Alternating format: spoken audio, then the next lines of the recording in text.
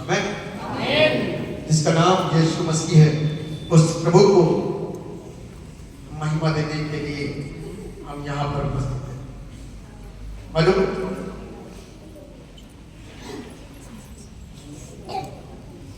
जब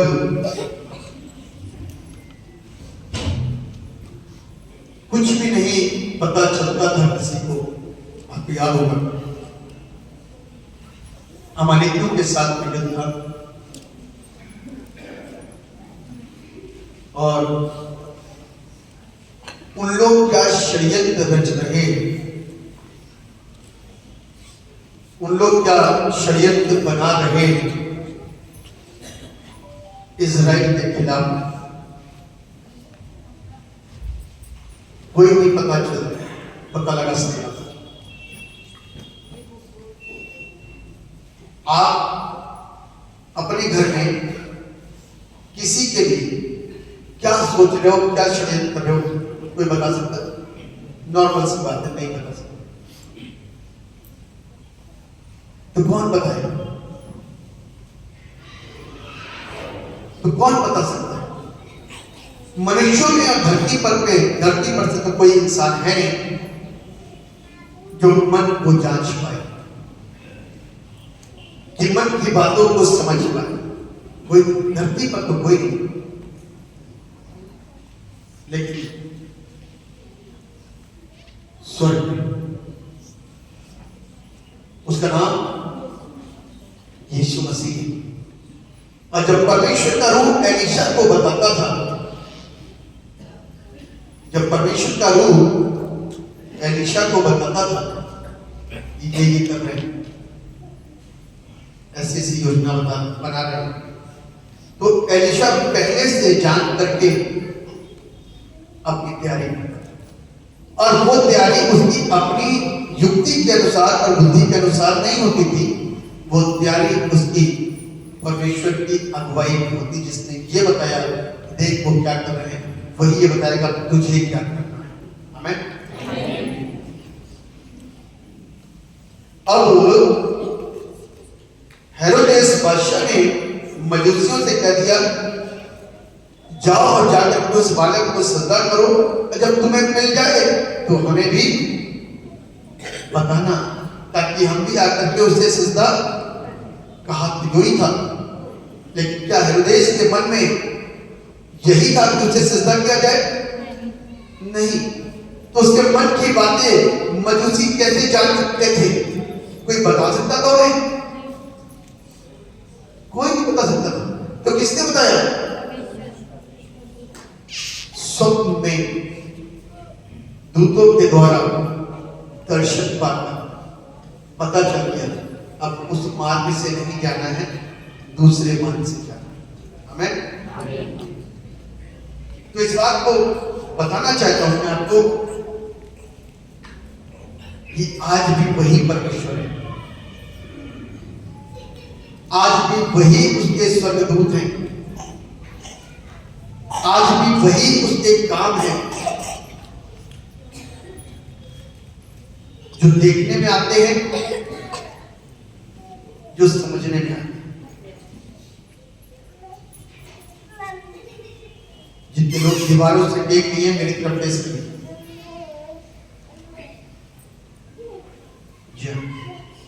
तो जो देखने में आते हैं और सुनने में आते हैं, अजब परमेश्वर का गजब होगा। एक कवाली थी, वो अजीब हस्ती बना हुआ है, और आज भी वही एक हस्ती है जिसको कोई हटा नहीं सकता। आमीन। जिसके नाम की ताकत का असर दुष्टात्मा अपने ऊपर से हटा नहीं पाती और हटा नहीं सकती। बीमारियां उसके नाम के असर से जो सामर्थ्य निकलती और आज्ञा मिलती है, बीमारियां उस असर को खत्म नहीं कर सकती। एड्स की बीमारी अभी जो गवाही दी गई, एड्स की बीमारी जिसमें उस लड़के की मां ने स्वयं बोल दिया कि आज मेरा लड़का मर जाएगा। और वो लड़का बैठा हुआ ये बैठा हुआ 1.5 साल पहले की बात है। उसकी मां ने कह दिया कि मेरा लड़का मर जाएगा, एड्स जैसी बीमारी। अभी आप उसकी कंडीशन देखो, और अब से 1.5 साल पहले जिन्होंने बताया उन्होंने बताया कि बिस्तर में फला था, लेकिन नजर नहीं आ रहा था, इतना बारीक और इतना हल्का हो गया। बीमारी ने ऐसा बना दिया, लेकिन बीमारी उसको मार ना सकी। आज मौजूद है आपकी चर्च में। आज की तारीख की रिपोर्ट क्या है? नॉर्मल। ये कौन कर सकता है? जो मनुष्यों से नहीं हो सकता वो this is the mixed testimony. ये बड़ी गवाही है। एक रिपोर्ट ये कहती थी कि ये HIV ग्रस्त है, और वही रिपोर्ट कुछ समय के पश्चात में बदल गई, जो बदलती नहीं। किसने करा? परमेश्वर। आमीन। हम उसकी उपस्थिति में बैठे, आमीन। उस जीवित परमेश्वर के हुजूरी में बैठे, जो सिर्फ हमको आराधना में नहीं टच करता, वो वचन के द्वारा भी बैठे, आमीन। और हम आंसुओं में भर जाते जब वो छूता है। उस परमेश्वर का प्यार पता चलता है कि वो परमेश्वर है। कौन हमसे इतनी मोहब्बत करने वाला कोई है? हमारी मां भी हमको, हमारे पिता भी हमको उस बीमारी से चंगा नहीं कर सकते, और उनके दिमाग में जो एक डाटा फिट है, और वो डाटा, वो सॉफ्टवेयर, वो ज्ञान, वो शिक्षा ये कहती है कि अब मृत्यु हो जाएगी।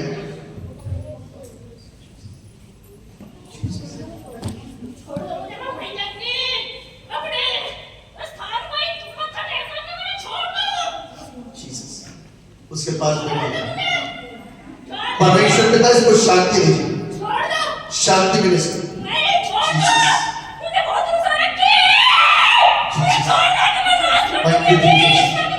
In Jesus' name.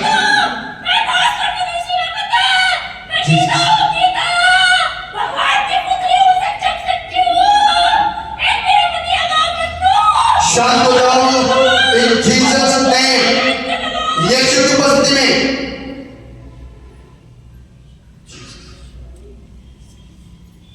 ये वो परमेश्वर जिसने मुझ पर आपको अधिकार दिया। आमीन। हमारे जुबान के ऊपर एक कंट्रोल और एक कमांड दिया, कब बोलना है, कब रुकना है। आमीन। दिस इज द गॉड जिसको हम सुनते हैं, जिसको बाइबल में देखते हैं। आमीन। जिसके कानून को अब हम देख रहे हैं। बहुतों को समझ नहीं आ रहा हो गया, लेकिन हमें समझ आ रहा था कि क्या हुआ। आमीन। ये परमेश्वर है, ये परमेश्वर है जो हमको और आपको अपने नेत्र में बैठो, शांत बैठो, शांत बैठो। जीसस परमेश्वर जीवन लेकर आया, पीटने के नहीं आया। दुष्ट आत्मा को परेशानी होती है, प्रभु की आत्मा में भरा हुआ व्यक्ति वचन को ध्यान से सुनता है। आमीन। जिसके अंदर परमेश्वर का रूह है ना, और वो भरा हुआ है, फिर भी डिस्टर्ब नहीं कर सकता, क्योंकि वचन बड़ा है। आमीन। वचन का है, बड़ा है, इसलिए वो डिस्टर्ब नहीं कर सकता। डिस्टर्ब कौन करता है? शैतान। शैतान डिस्टर्ब करता है। और उसके बाद में क्या होता है? जब परमेश्वर की उपस्थिति वो जब उसके संपर्क में आती ना, तो वो ठंडा पड़ता। इसलिए सबसे मुख्य बात यह है कि हम उस परमेश्वर की उपस्थिति में बने रहें। आमीन। सबसे मुख्य बात यह है कि हम उस परमेश्वर की उपस्थिति में बने रहें। इसी विषय के ऊपर आज हम मनन करने जा रहे हैं। सौभाग्य से आज यही विषय है और यही टॉपिक है जो मैं आपके सामने बोलने जा रहा हूं। True followers of Christ seek to live always in his presence, यानी कि प्रभु यीशु के सच्चे अनुयायी अपने प्रभु की उपस्थिति में सदा बने रहने का प्रयास और प्रयत्न करते हैं। उपस्थिति में बने रहना मेरे और आपके लिए बहुत जरूरी और अनिवार्य है। उपस्थिति से हटे तो दुर्घटना घटी, यानी कि पाप में आ गए। उपस्थिति में हमारी आंखें, उपस्थिति में हमारे कान, उपस्थिति में हमारा दिमाग रहना चाहिए, क्योंकि कच्चे विश्वासी के लिए यूं ही चलना आसान नहीं होगा। कच्चे विश्वासी के लिए प्रभु को छोड़ करके यूं ही संसार में भ्रमण करना और चलना आसान नहीं होगा, क्योंकि बाहर की चीजें और वातावरण और दुष्ट का प्रकोप और प्रभाव उसको अपने नियंत्रण में ले सकता है। इसीलिए बाइबल कहती है अपने आत्मिक स्तर को क्या करो, और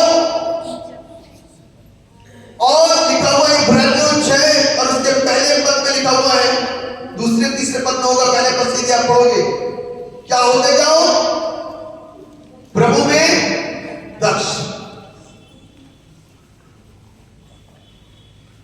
निपुणता प्राप्त करते रहो।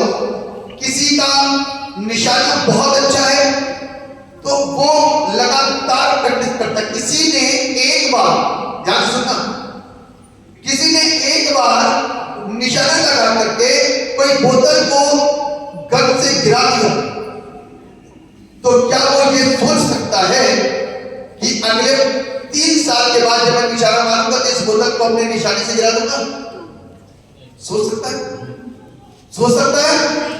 नहीं। क्यों? क्योंकि वो तो इत्तेफाक था, वो तो अचानक था, वो तो हो गया, इसको बोलते हैं अंदर चुकी, वो तो हो गया। लेकिन यदि वो इस बात को सोचे कि आज मैं इस निशाने को लगा करके इस बोतल को गिरा पाया और अगले 3 साल यदि लगातार अभ्यास करता रहूंगा तो शायद इस बोतल से छोटी भी चीज को निशाने से गिरा सकता। आमीन। तो अभ्यास करना मेरे और आपके लिए निरंतर बने रहना चाहिए। यदि अभ्यास नहीं है ना तो दुर्घटना घट जाएगी। क्या होगा? दुर्घटना घट जाएगी। और दुर्घटना किसे कहते जानते हैं आप? शैतान के नियंत्रण में और उसके कंट्रोल में आ जाना और रास्ते से बहक और भटक जाना। इसलिए प्रभु की उपस्थिति में बने रहना तो आप लगातार उसको आशीषों में बढ़ते हुए और ऊंचा उठते हुए देखेंगे। और यदि प्रैक्टिस नहीं है तो आप कभी भी उसको ऊंचा उठता हुआ देख नहीं सकते। ये आपके लिए भी मेरे लिए, मैं आपसे अलग नहीं, ठीक है? मैं आपसे अलग नहीं हूं। यदि मैं लगातार प्रार्थना में अपने वक्त को दे रहा हूं तो परमेश्वर अवश्य मेरी सुन लेगा। और यदि मैं परमेश्वर के साथ अपने संपर्क को हटा चुका हूं, ईश्वर करके कि मैं दुआ करता हूं लोग ठीक होते हैं, तो उसी दिन हम होश में आ जाएंगे कि मामला खत्म हो चुका है ना। तो इसलिए परमेश्वर की उपस्थिति हमारे अंदर बनी रहे और हम में बनी रहे के लिए हमेशा प्रयासरत और प्रयत्नशील रहने की जरूरत और आवश्यकता है। चर्च में आकर के, इबादत में बैठ करके, बाहर जाकर के अपनी जुबान से निकलने वाला हर एक अपशब्द को कैसे कंट्रोल किया जा सकता है के लिए प्रयास करना पड़ेगा, क्योंकि वो तो हमारी जिंदगी की एक आदत थी। गाली निकलना तो बड़ी आम बात थी, क्योंकि हम संसारिक व्यक्ति थे। बात बात में झूठ बोलना, बात बात में धोखा देना, बात बात में छल करना तो हमारी आदत थी। लेकिन अब जबकि यीशु के यानी कि सच्चाई के संपर्क में आए, यानी संपर्क में आए, अभी सच्चाई को पहना नहीं है, अभी सिर्फ सच्चाई के संपर्क में आए हैं। और उस संपर्क का जो नजारा था ना, जो आज आपने देखा, बड़ा जबरदस्त था। वो संपर्क का जो नजारा था वो बड़ा जबरदस्त था। इसीलिए यदि चाह उत्पन्न हो गई अंदर कि हर रविवार चर्च आऊंगा, हर रविवार चर्च आऊंगी, ताकि मैं भी इस सामर्थ में भर सकूं। आमीन। ये कौन से आनंद में डूबे हुए हैं? एली कहता है ये तो नशे में है, लेकिन वो नशे में नहीं थी, वो आनंद में डूबी हुई थी। ये बड़ा फर्क होता है एक संसार के व्यक्ति को समझ लेना कि ये तो नशे में है। इसीलिए इससे पहले कि मुंह से कुछ बोल दे किसी के लिए, थोड़ा सा ठहर जाओ। बाइबल हमेशा इस बात को कहती है, ठहरे रहना, ठहरे रहना, ठहरे रहना। तुम पृथ्वी के हो और मैं स्वर्ग का हूं। पृथ्वी के होकर के स्वर्ग की बातों को लेकर के पृथ्वी के लोगों के ऊपर कुछ बोल दो, क्योंकि तुम न्यायी नहीं हो। एली फट से बोल दिया कि ये तो नशे में है, लेकिन वो नशे में नहीं थी। उसी दिन जिस दिन उसको ठोका गया, सेम डे की प्रार्थना उसकी सुन ली गई। आमीन। सेम डे की प्रार्थना उसकी सुन ली गई और उसने वो पाया जिसकी सदियां बीत चुकी हैं और जिसको आज हम इस कलामे पाक में पढ़ते हैं। राजा आते थे, क्या करना है, ये युद्ध कैसे जीतना है, ये लड़ाई कैसे जीतनी है। राजा उसके पास में आकर उससे बात किया करते थे और परमेश्वर उसको कहता था, जा राजा को अभिषेक कर। आमीन। इसकी बात कर रहा हूं मैं, शमूएल नबी की। इसकी ये वही शमूएल है जो भी गर्भ में आया ही नहीं था, लेकिन उसकी मां रो करके और बिल्कुल इतनी सामर्थ्य आत्मा में खो गई कि मुझे चाहिए है जो चाहिए है। और उस दिन उस एहसास को वो रिसीव करने पाई और उस आशीष को देने पाई। और परमेश्वर के सिंहासन को जब तक हम पूरी रीति से समर्पित नहीं करेंगे, लोगों को देख करके जो काम करता है वो कभी नहीं कर सकता। तो लोगों को की चिंता और परवाह नहीं करके परमेश्वर से अपने संपर्क को साधता है ना, वही आशीषित होता है। आमीन। जो सोचते हैं कि लोग क्या सोच रहे होंगे, लोग क्या कह रहे होंगे, मैं तो ऐसे गिर गया, मैं तो वैसे गिर गया, इसका मतलब क्या कुछ नहीं कर रहे हो। जब आप परमेश्वर के नियंत्रण होकर के काम करोगे, होकर के काम करोगे, समर्पित होकर के काम करोगे, उसकी हुजूरी को पहचान करके काम करोगे और परमेश्वर को अपने हाथ उसके हाथ में सौंप दोगे, परमेश्वर तू तेरी मर्जी मेरे जीवन में पूरी होने पाए और जैसा तू चाहे वैसा तू कर दे। आमीन। तो उस दिन आप बदल जाओगे, क्योंकि आप गहरी उपस्थिति में बैठे हो, उस पवित्र परमेश्वर की उपस्थिति में बैठे हो। उस दिन आप और हम बदल जाएंगे। इसलिए कभी ये चीज को सोचना नहीं चाहिए, है ना। ये तो एक ऐसा अनुभव होता है जिसको पता चल गया तो बस समझ लो कि उसने क्या करा, हीरे से भी बढ़कर के चीज प्राप्त कर ली, सोने से भी बढ़कर के चीज प्राप्त कर ली, उत्तम चीज प्राप्त कर ली, जो हर एक चीज से उत्तम है। आपको मालूम है परमेश्वर की उपस्थिति मेरे और आपकी जिंदगी को किस तरीके से बदलती है। मेरे साथ दिखा लीजिए निर्गमन उसका 33 अध्याय, निर्गमन 33 और उसका 12वां पद। लेकिन उससे पहले एक हेडिंग पड़ी है और लिखा है परमेश्वर की उपस्थिति का वचन। परमेश्वर की उपस्थिति का वचन। मूसा की जगह से कहा, सुन, तू मुझसे कहता है इन लोगों को ले चल, पर तुझे नहीं बताया कि तू मेरे साथ किसको भेजेगा। अब आप सोचिए कि एक व्यक्ति को परमेश्वर ने जिम्मेदारी दे दी कि तू इनको ले चल, और वो जो ले चलने वाली भीड़ है ना लाखों में थी, पता है तो लाखों में थी। और बाइबल इस बात को कहती है परंतु तूने ये नहीं बताया कि तू मेरे से किसको भेजेगा। तो अभी तूने कहा है तेरा नाम मेरे चित्त में बसा है और तुझ पर मेरे अनुग्रह की दृष्टि, तेरा नाम मेरे चित्त में बसा है और तुझ पर मेरे अनुग्रह की दृष्टि है। ठीक है, परमेश्वर ने इस बात को बोल दिया चिंता मत कर, तेरा नाम मेरे चित्त में बसा हुआ है। तू आवाज देगा तो ये आवाज को स्वर्ग तक पहुंचाने में घंटों और सालों नहीं लगेंगे। प्रभु का दास जब आवाज देता ना उसी समय में काम होता है। लिखा हुआ है तूने कहा तेरा नाम मेरे चित्त में बसा हुआ है और तुझ पर मेरे अनुग्रह की दृष्टि है, और अब यदि तुझ पर तेरे अनुग्रह की, और अब यदि मुझ पर तेरे अनुग्रह की दृष्टि हो तो मुझे अपनी गति समझा दे, जिससे जब मैं तेरा ज्ञान पाऊं तब तेरे अनुग्रह की दृष्टि मुझ पर बनी रहे। फिर यह भी ध्यान रख कि यह जाति तेरी प्रजा है। यहोवा ने कहा मैं आप तेरे साथ चलूंगा। आमीन, हालेलुया। कितनी बड़ी बात है।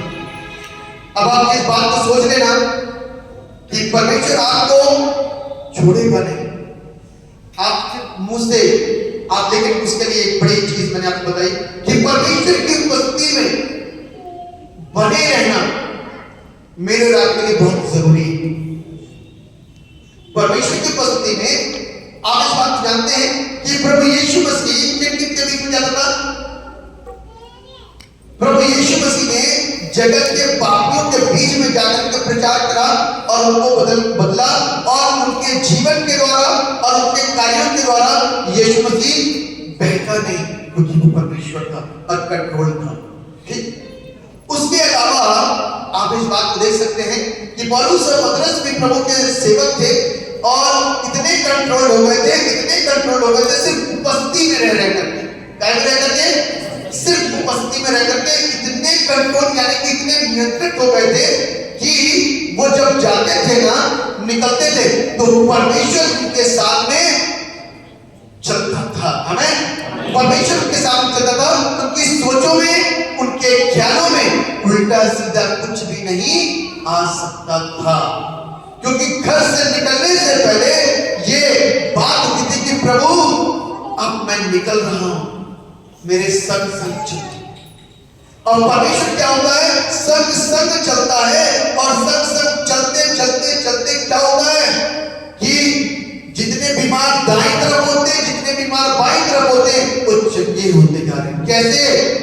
छूने के द्वारा नहीं, सिर्फ परछाई के द्वारा। आमीन, सिर्फ काय के द्वारा, परछाई के द्वारा, क्योंकि वो निरंतर परमेश्वर की उपस्थिति में बना रहता है। शौक सबको है कि मैं भी हाथ रखूं, लोग चंगे हो जाएं। शौक सबको है कि जब मैं बोलूं तो अद्भुत भविष्यवाणियां हो जाएं, और बहुत शौक सबको है। लेकिन इस शौक को कार्य रूप में दिखाने के लिए और इसको पूरी रीति से प्रकट करने के लिए उस परमेश्वर से बातों वाला जो संबंध है बहुत जरूरी है।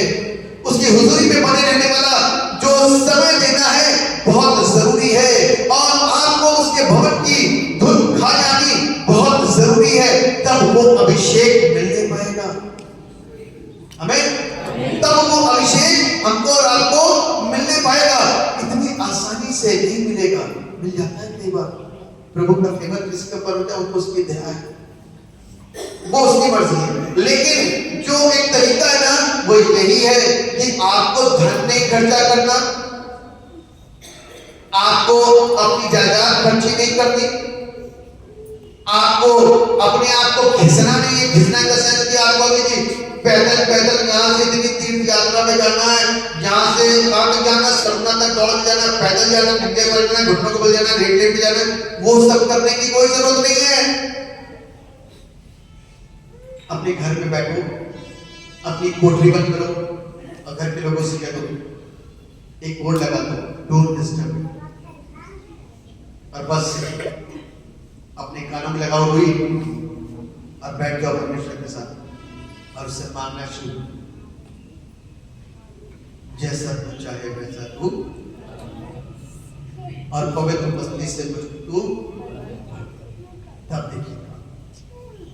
पहले तो आपको टाइम लगेगी, शुरुआत कैसे करूं, बात कैसे करूं, कितनी देर तक प्रार्थना करूं, क्या बोलूं प्रार्थना में, कहूं क्या, कैसे मैं बैठ करके प्रार्थना कर पाऊंगा, कैसे मैं घुटनों पर आकर के प्रार्थना करूंगा। केवल ऐसे ही बोलते रहो, उल्टा सीधा, प्रभु से सिर्फ बात करो बस। करते करते करते करते करते करते 1 घंटे बाद, 2 घंटे बाद, 3 घंटे बाद में आप लाइट पे आना शुरू हो गए। हमें लाइट पे आना शुरू हो गया, आपको पता चलेगा कि प्रार्थना होती कैसे है। 1 घंटा कब निकल जाएगा, 2 घंटे कब निकल जाएगा, 3 घंटे कब निकल जाएगा, आपको पता चलेगा कि प्रार्थना कैसे होती है और उसके बाद में आराधना कैसे होती है, किस तरीके से सारी चीजें होती है, आपको पता चलेगा। फिर पहले दिन का जो आनंद होगा ना, आप कहोगे डोंट डिस्टर्ब मी। दूसरा दिन भी आप पैक होगा इस कमरे के अंदर, अब भूख और प्यास भी लग रही है क्योंकि उपवास में भी आ गए, क्योंकि जहां भूख और प्यास लगी, जहां खाया और पिया, जहां चाय और पानी हुआ, वहीं पर संपर्क टूट गया और संपर्क टूटते ही आपको फिर से दोबारा मेहनत करनी पड़ेगी। इसलिए उस संपर्क में बने रहने के लिए आप इस चीज को पहले से बोल दो, डोंट डिस्टर्ब मी। तब आप जब कोई डिस्टर्ब नहीं करेगा ना, तब आप अपने समय को फिर से प्रभु को दो और मालूम है फिर आपको बार बार अकेले प्रार्थना करने का एक चस्का लग जाएगा। आमीन। क्या होगा? एक चस्का लग जाएगा। बहुतों को तरह तरह के चस्के ना जाएगा, है ना, वो चस्का लग जाएगा आपको। और उसके बाद मालूम है जब आप कमरे से बाहर आओगे ना, कुछ समय के बाद में, कुछ समय का मतलब डेली आओगे, लेकिन कुछ समय के बाद में जब आप निकल के आओगे ना, तो आपको पता नहीं चलेगा, आपका शरीर ऑटोमेटिक काम करना शुरू कर देगा। आपके मुख से निकलने वाला शब्द ऑटोमेटिक लोगों के जीवन में काम करेगा, आपको कुछ करना ही नहीं पड़ेगा। आप आकर के बोलोगे बहन, और बहन नीचे, क्योंकि तब आप काम नहीं कर रहे, काम कौन कर रहा?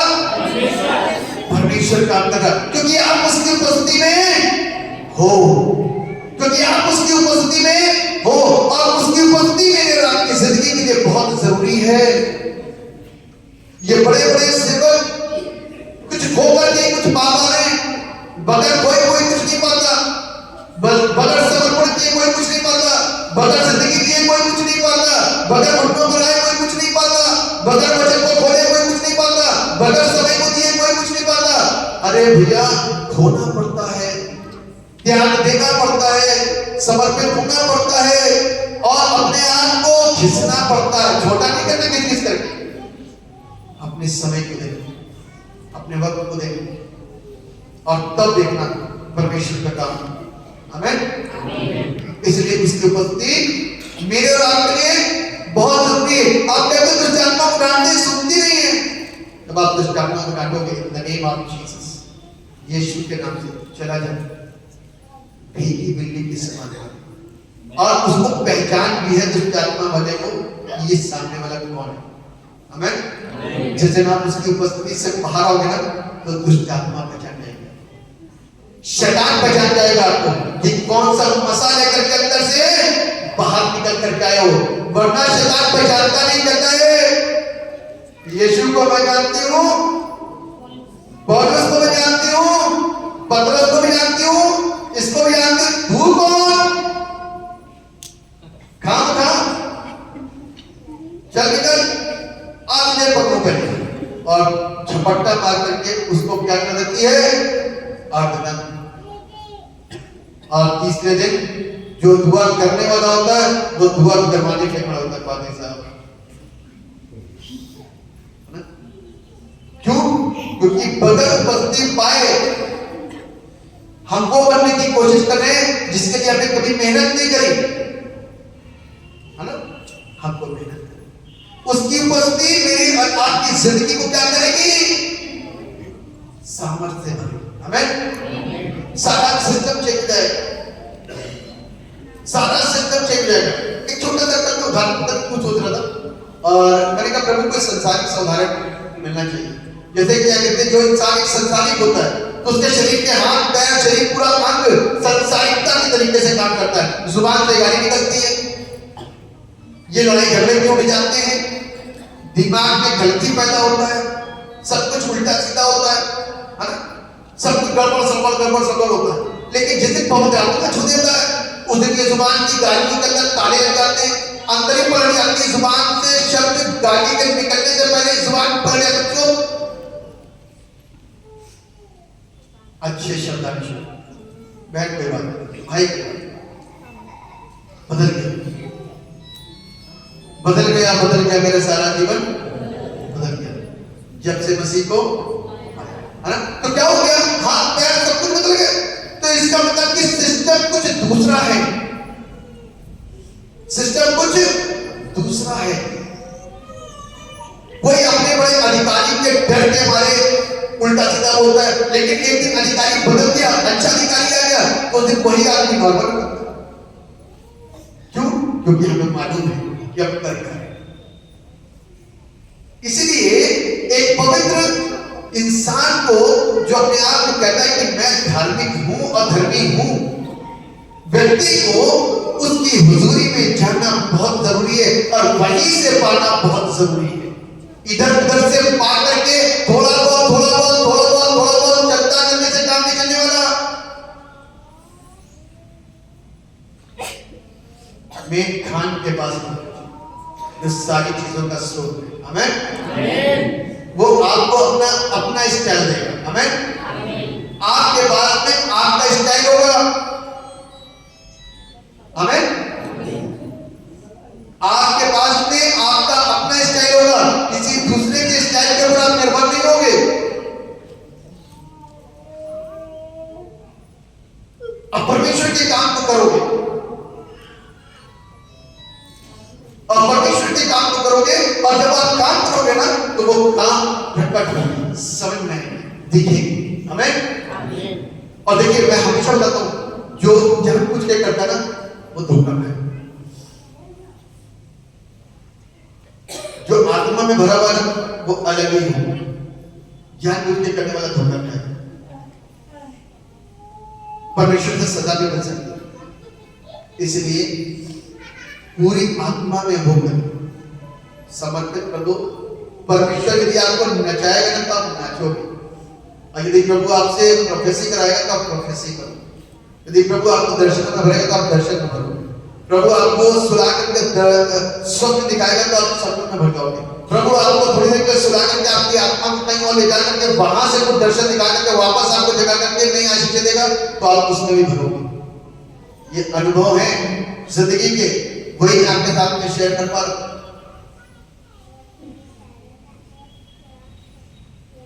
क्योंकि वो परमेश्वर बड़ा अलग है। आप उसको संसार की ज्ञान की पुस्तकों के अनुसार समझने की कोशिश मत करो, वो हमारी सोच से हमारे ज्ञान से परे है। आप अपने आप को छोटा करके उससे कहो प्रभु मुझे अपने आप को समझा, उस दिन समझना शुरू करोगे, उस दिन समझना शुरू करोगे। मैं आप लोगों को बताना चाहता हूं एक चीज,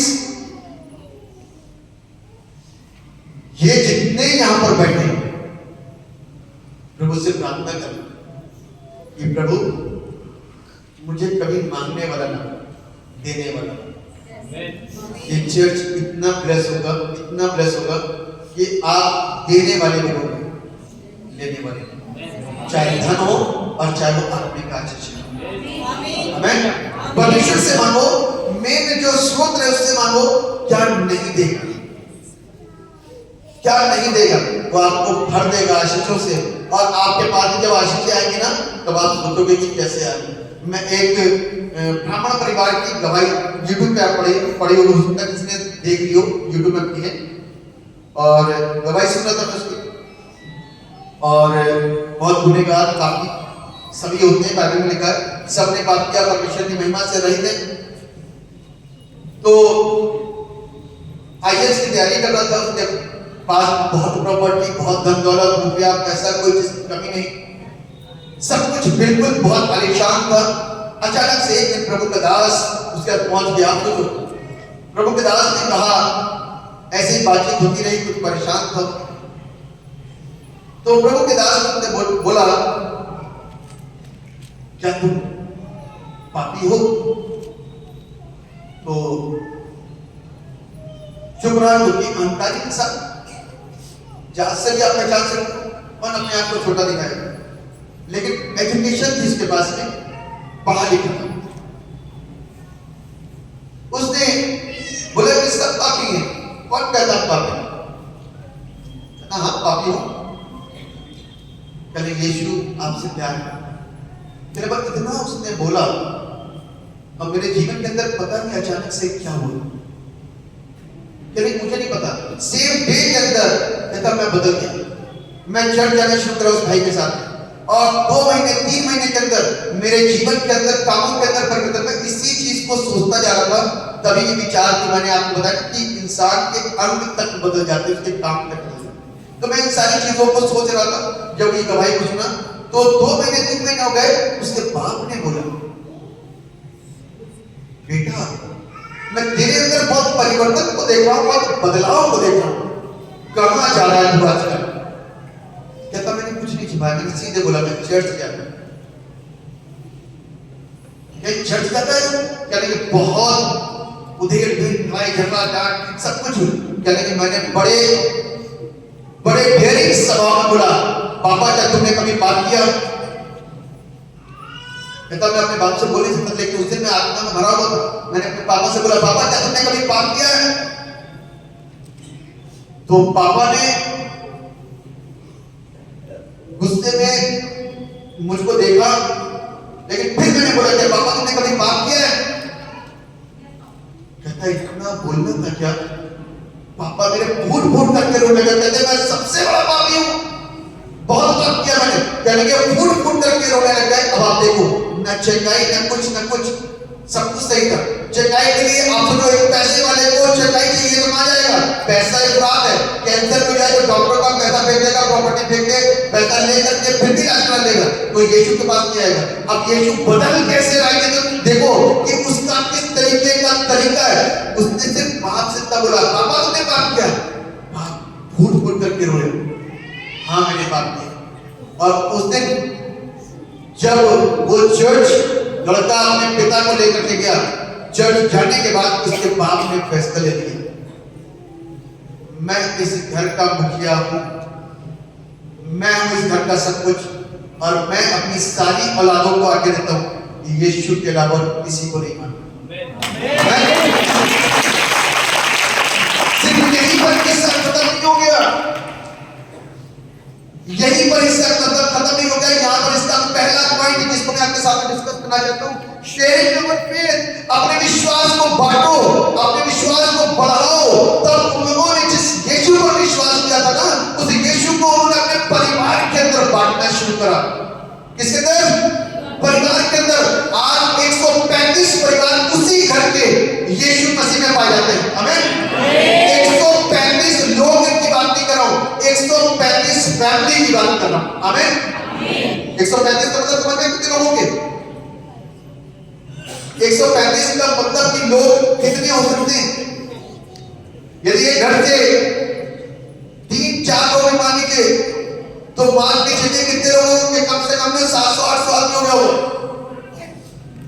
नहीं हुआ तो 600 हो गया, इससे भी ज्यादा लोग जितने आज यहां पर मौजूद हैं, इससे भी ज्यादा लोग एक साथ चर्च में बैठते हैं। तो सोचो कि एक परिवार के अंदर परमेश्वर अपने पवित्र आत्मा की अग्नि को भेज करके किस तरीके से बदल रहा है। 135 परिवार के अंदर परिवर्तन आना आसान नहीं है। किस तरीके से हुआ? शेयरिंग और फेथ, अपने विश्वास को उन्होंने सिर्फ बांटा। आमीन। अपने विश्वास को क्या करना शुरू कर दिया? बांटना शुरू कर दिया, और वो पूरा परिवार क्या हुआ? बचता चला गया। अब ऐसे थोड़ी ना क्या हुआ, 135 परिवार के अंदर 500-600 लोगों के अंदर बीमारियां भी होंगी, नशा भी होगा, बुरी लतें भी होंगी, बुरी आदतें भी होंगी, बुरी संगति भी होगी, बुरे होंगे भी, वो षड्यंत्र रचने वाले भी होंगे, छल करने वाले भी, तरह की वैरायटियां होगी।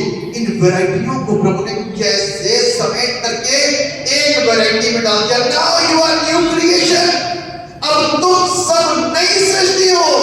आमीन।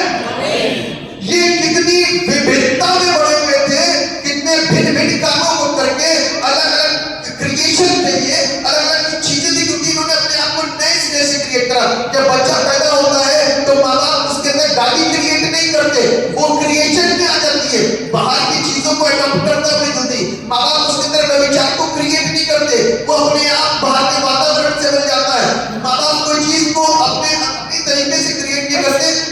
चाहते हैं कि उसके अंदर क्रिएट हो, लेकिन कुछ वंशानुगत पाप खून के द्वारा अंदर जाता है और कुछ बाहर से मिलता है।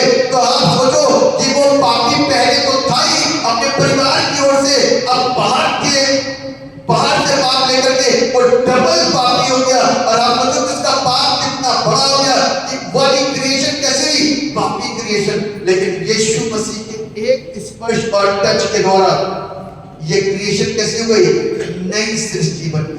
आमीन। 135 परिवार, मैं कहता हूं घर के 4 लोग भी एक क्रिएशन के ऊपर, 4 लोग भी ढंग से प्रार्थना और दुआ नहीं करते, 4 लोग भी एक टाइम पर बैठकर अपने वक्त को नहीं दे सकते। बहुत कम लोग एक साथ बैठ करके अपने परमेश्वर को रात में थैंक्स कहते होंगे, बहुत कम। घर का पूरा परिवार 4 गांव 5 गांव 3 गांव 2 गांव, बहुत कम लोग एक साथ बैठ करके परमेश्वर को पूरे दिन भर के थैंक्स कहते होंगे कि यू सेव अस। उपस्थिति में बने रहना मेरे और आपके लिए बहुत जरूरी है। उपस्थिति में बने रहना मेरे और आपके लिए बहुत जरूरी है, तभी हम आशीषित होते हैं। दूसरा पॉइंट, वर्किंग आवर फेथ, और जो हमारा विश्वास है उसके ऊपर काम करना। क्या काम है? पहले तो शेयर करा, काम करना है। बाइबल इस बात को कहती है मत्ती रचित सुसमाचार उसका 28 अध्याय के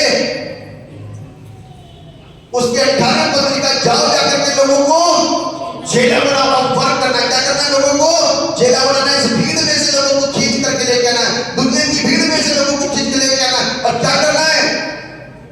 अपना चेला नहीं करना, यीशु का चेला।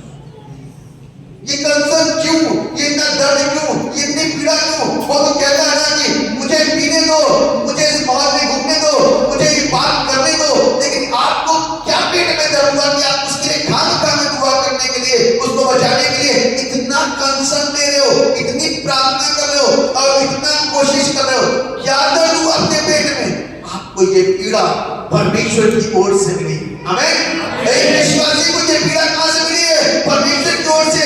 आप पौल की पत्नियों को जब पढ़ोगे ना, तो पौल अपनी पत्नियों के कहता है मुझे तुम्हारे लिए पीड़ा होती है, मैं तुम्हारे लिए रोता हूं, तुम्हारे लिए चिंता करता हूं, तुम्हारे लिए रात रात जाग करके प्रार्थना करता हूं। ये कौन सी पीड़ा है जो दूसरों के लिए? वो तो मस्त सो रहा है लेकिन पौल जागा हुआ है, वो मस्त बात कर रहा है लेकिन पौल उसके पापों को उसके शरीर से, उसके देह से, उसके अंग से, उसके विचार से दूर करने के लिए प्रार्थना कर रहा है। ये कौन सी पीड़ा है? ये वो पीड़ा है जो परमेश्वर ने अपने एक सच्चे अनुयायी को दी है कि जाओ जाकर के उनके बीच में जाकर के काम करके उनको बचा करके ले आओ। आमीन। खुद बचना ही काफी नहीं, औरों को भी बचाना होगा। जैसी शिक्षा यदि हम उस विपत्ति में बने रहेंगे तो वहीं से पाएंगे, क्योंकि संसार में ये वाली शिक्षा तो मिलती नहीं है। संसार में कौन चिंता करता है? लूटना चाहता है दूसरों को, लेकिन उसको सही करने के लिए कोई नहीं सोचता। तोड़ना चाहता है, उसका मजाक बनाना चाहता है, उसको गिराना चाहता है, उसको गिरा हुआ देखना चाहता है, अपने चेहरे में मुस्कुराहट और उसकी आंखों में आंसू देखना चाहता है, लेकिन कोई भी उसको बचाने के लिए उसके लिए सोचता नहीं है, क्योंकि वो पीड़ा उसके पेट के अंदर नहीं है, उसके दिमाग के अंदर नहीं है। तो कहां से आकर के वो उसकी उपस्थिति में ये प्रार्थना कर पाएगा, हे प्रभु यीशु उस परिवार को बचा ले, उनके घर के बच्चों को बचा ले, उनके घर के अंदर जो चीजें गड़बड़ हो रही है उसको सही कर दे। कोई इतना पेट का दर्द नहीं लेगा, क्यों नहीं लेगा? उसका सिर्फ एक कारण है, उसकी सिर्फ एक वजह है, उसका सिर्फ एक ही वजह है, वो यही है क्योंकि हमारे अंदर कोई भी ऐसी सोच नहीं है। हम अभी तक सिंसियर नहीं हुए, उपस्थिति में नहीं बैठे। ये उपस्थिति है, लेकिन इस उपस्थिति के अंदर हमारा दिमाग क्या वचन को सुन रहा है, उस तरीके से सुन रहा है, उस तरीके से काम कर रहा है, उस तरीके से काम करने के फैसलों को ले रहा है। हम अपने लिए चिंतित होते हैं, परिवार भी कहां है? परिवार तो बहुत दूर की बात है, हम अपने को नहीं सुधार पाते। तो this is the concern comes from above. ये कंसर्न है किसी दूसरे के लिए, ये कंसर्न अपने फैमिली के लिए, ये कंसर्न अपने रिश्तेदारों के लिए। और वहां से अपने आप से कोई किसी की भलाई सोच सकता है? कभी नहीं सोचते। बुरा हो जाए ना हो, ये सारी चीजें हमारे दिमाग में ही रहेंगी, लेकिन कभी दूसरे के अच्छा नहीं सोच सकते। अच्छा सोच कहां पर है? सिर्फ यीशु के पास। किसके पास में? किसके पास में? और जितनी यीशु मसीह मेरे अंदर है उस दिन मेरी सोच भी अच्छी हो जाएगी। और जिसकी सोच अच्छी नहीं तो वो किसके साथ में?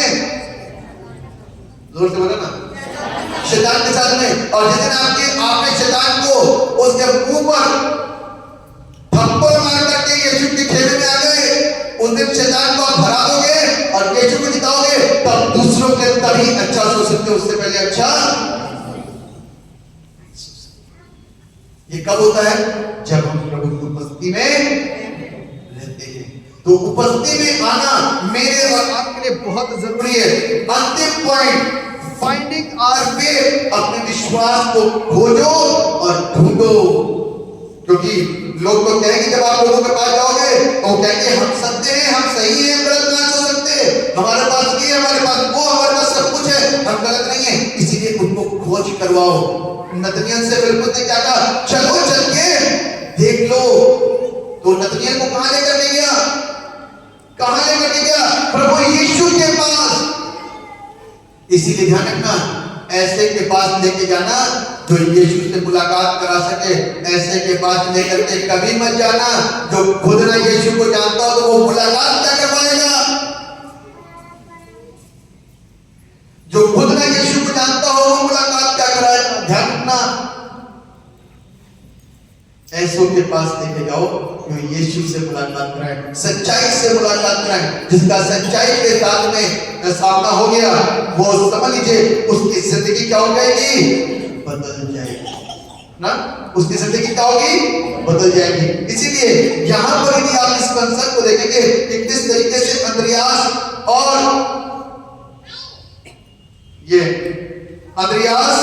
और पतरस किस तरीके से अंद्रियास जाता है कंसर्न के साथ में काम करने के लिए कि किसी तरीके से अपने लोगों को, अपने भाइयों को बचा ले, और वो कामयाब होता है। क्या होता है? कामयाब होता है। लगे रहो, कामयाब हो जाओ, है ना? लगे रहो, कामयाब हो जाओगे। इसीलिए हम और आप प्रभु में क्या रहे? लगे रहे, कामयाब हो जाए। लोगों को बचाने में यीशु मसीह को कौन सी पीड़ा थी भैया?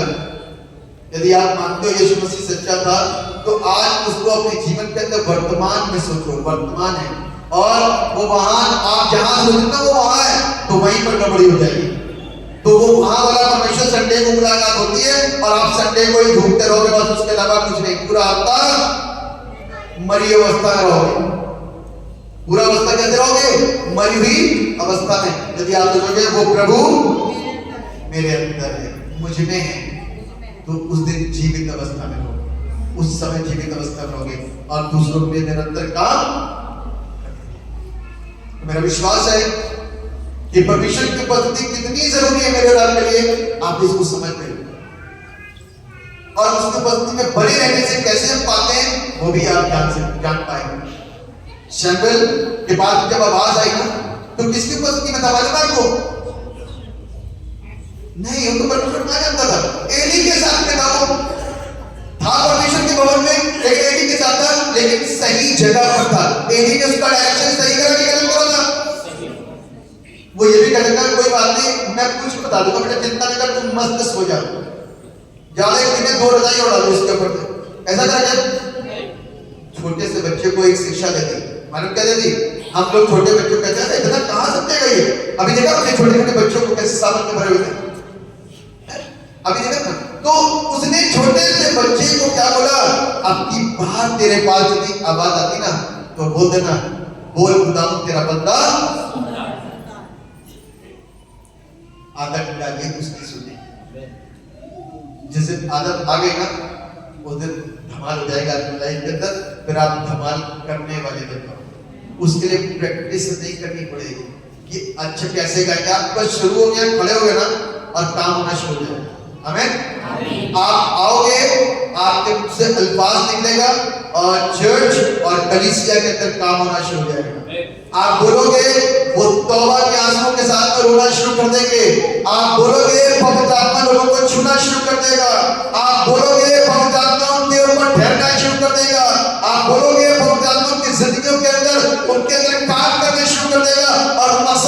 बताना शुरू कर देगा। क्यों? क्योंकि पवित्र आत्मा का काम ऐसा ही है। आप किसको महिमा दे रहे हो? उस परमेश्वर। तो वो परमेश्वर आपको नया बना के जब यहाँ खड़ा करेगा ना, तो परिवर्तन तो लाजमी है आपकी जिंदगी में और दूसरों की जिंदगी में। परमेश्वर इस वचन के द्वारा हम सब लोगों को आशीषित करे, ब्लेस करे और अपनी महिमा के बहुतायत के साथ इस्तेमाल करे। अपनी आंखों को बंद करके दुआ के साथ शुरू। जीवित और समर्थ पिता परमेश्वर, राजाओं के राजा, प्रभु के प्रभु, हम आपको धन्यवाद देते हैं इस जीवन के लिए जो आपने हमें दिया। आपके नाम की तारीफ और आपके हर एक पर अपनी दया और अपने अनुग्रह को बनाइए करना। उपस्थित सब लोगों को ब्लेस करें। आपकी उपस्थिति सदैव लोगों के जीवन के ऊपर ठहरे बने और आपका नाम जलाल पाए। ना तो बल से ना शक्ति से, पर प्रभु जी आपकी उपस्थिति के द्वारा ये वचन हमारे जीवन के अंदर घर करे और अब हम उसकी उपस्थिति में जाना सीख लें। और उपस्थिति में जाने से हमको क्या मिलता है, वो सारे फायदे हमको पता है और हम फायदे तो देख लेते हैं, लेकिन जो आज्ञा है वो पूरी नहीं कर पाते। प्रभु जी आज इस आज्ञा को पालन करना शुरू कर दें, उपस्थिति में जाना शुरू करें, तो अवश्य है कि आनंदित और आशीषित जीवन और एक बड़े परिवर्तित जीवन के साथ बाहर आएंगे और परिवर्तित करने वाले भी बन जाएंगे। आप दया करके सब लोगों को आशीषित यीशु मसीह के नाम से